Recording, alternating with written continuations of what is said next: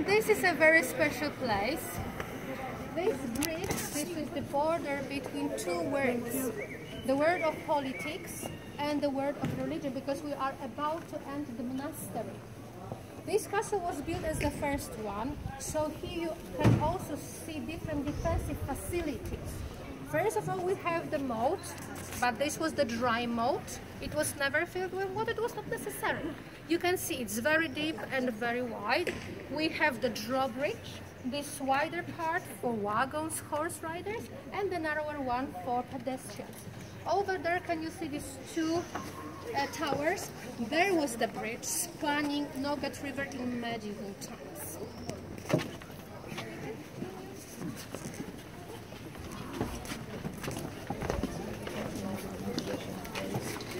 So, all these people start entering this one door in this random office building downtown the city. And when they enter this door, they slide all the way through like this weird tunnel, and then they end up inside of John Malkovich's brain, and they can control him for an entire day. It's really strange.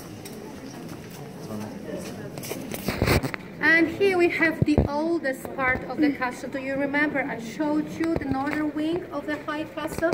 Touch the bricks here. They were put 700 years ago. It is said that they are warmer because people made them by hand. That's why they have a lot of air bubbles inside. We are about to enter the monastery. Look up, there is the trefoil showing that this is like the holy place.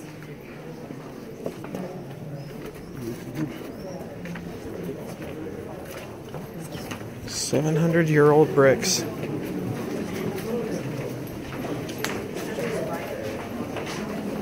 Original bricks. New bricks.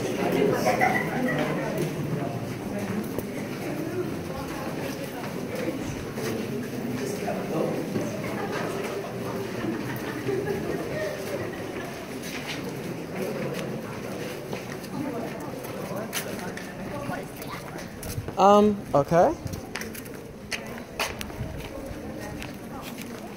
This is hard.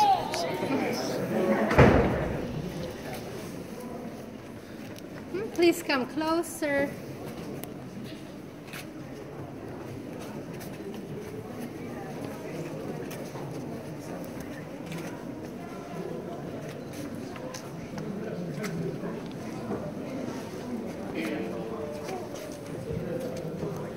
It's a big wheel. The big wheel.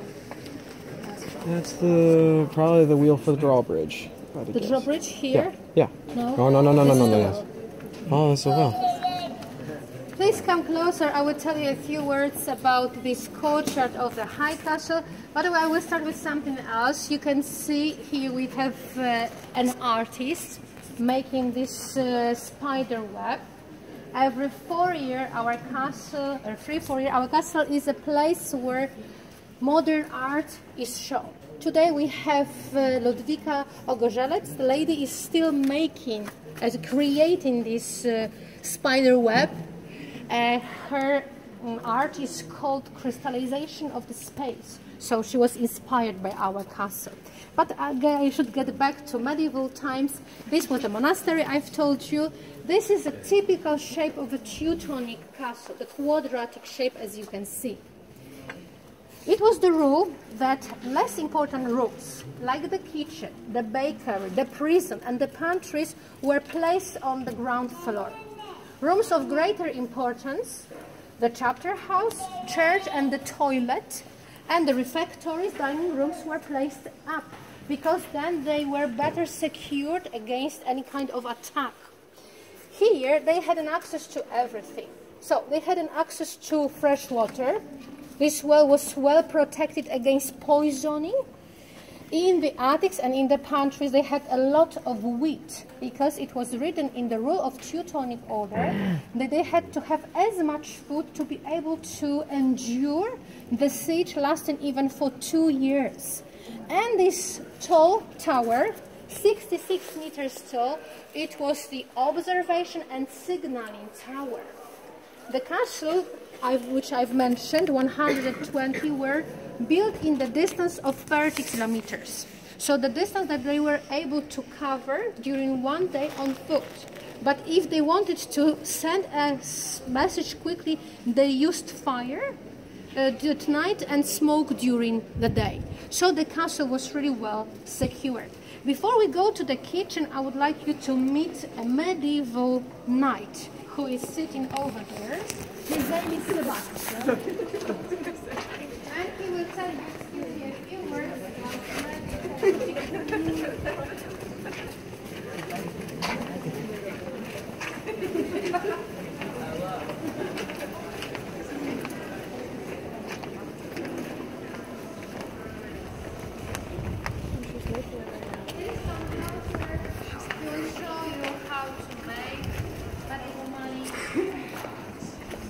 It's a plate,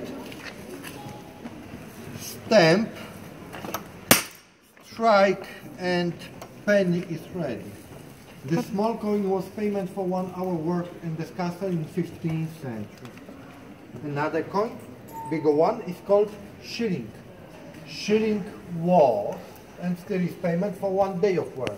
For our guide. Thank you very much. Lucky me, they are paying me every day. For 1 shilling you could buy 3 kilos of beef or 4 liters of meat. 1 kilogram of dates cost 7 shillings. A pig, 30.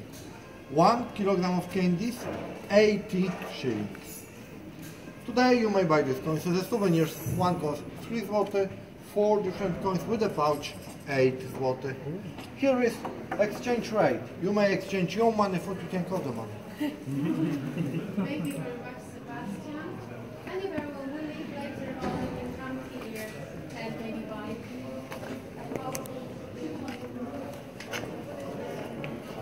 Dzień dobry. And now I will take you to a really the kitchen which food was prepared for the 6 nights I've mentioned. I will tell you that they ate water twice a day. They ate late breakfast called pravium, and they ate early dinner. But twice a day they ate only on common days and holidays. But on fasting days, Lenten days, they ate only once a day, and the food was really lean. And in medieval calendar, there were 190 days of fasting, so half of the year. Life wasn't easy for them. So now I'm taking you to the kitchen. Look around, you will see a lot of delicious food on the table.